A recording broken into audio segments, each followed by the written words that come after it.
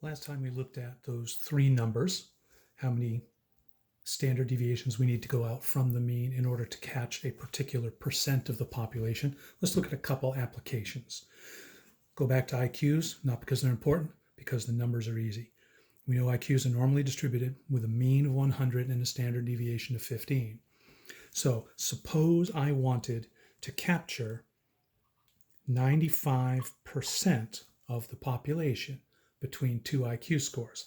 I want to say everybody between this IQ and that IQ, and that would constitute 95% of the population.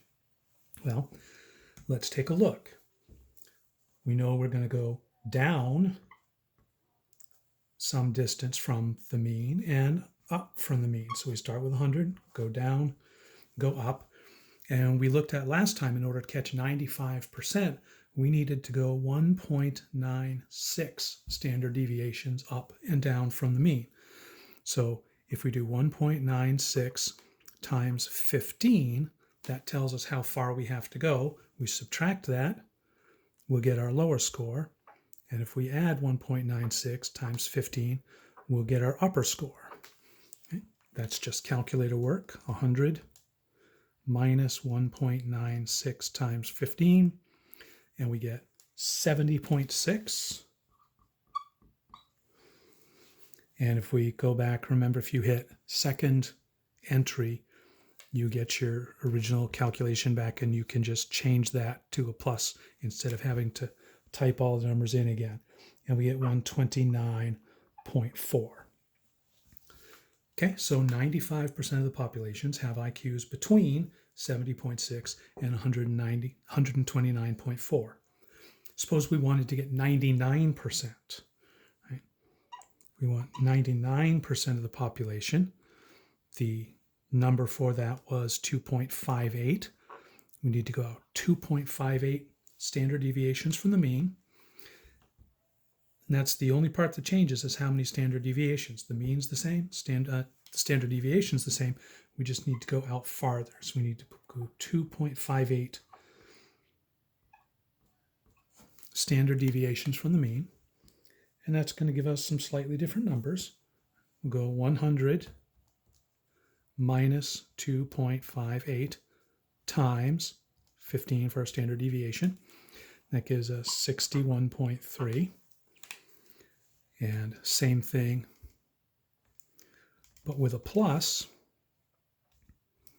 will give us 138.7. Looks like I'm losing some pixels on my calculator. Good. After 25 years of teaching, I can finally buy a new calculator. All right. I hope this is making sense. Let's do one more. Let's talk about commute times. Suppose we've got commute. Suppose our average Jefferson College student has a commute time of 25 minutes. So a mean of 25, right? Mu for the mean. And then standard deviation, sigma, of 10. Standard deviation of 10 minutes for that distribution. And suppose, since we haven't done a 90% yet, we want to capture that middle 90% of commute times. Well, we know that's going to be 25 plus and 25 minus, sorry, different order this time. The z-score associated with 90% was 1.64. So we do 1.64 times the standard deviation, 1.64 times the standard deviation. This is very much like finding that expected range of outcomes that we talked about in the previous unit here. 1.64 times 10, and that gives us an upper time of 41 minutes. 41.4. That's horrible. I apologize for my lousy writing. It's much better on the board. And 8.6. So we'd say 90% of Jeffco students have a commute time between 8.6 minutes and 41.4 minutes. Now let me give you one. Suppose height of pine trees. Heights of pine trees average 75 feet with a standard deviation of 12. Find the range for 95%. Now pause it and do out the work. I'll give you the answer here, but do it yourself and check after. Okay? You should get between 51.48 and 98.52.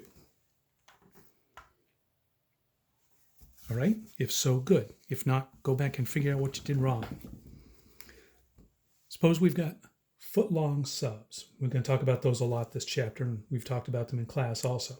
Suppose that foot-long subs at Subway average 12.2 inches with a standard deviation of 0.2 inches. Find the range that captures 99% of the foot-long subs. Again, pause it.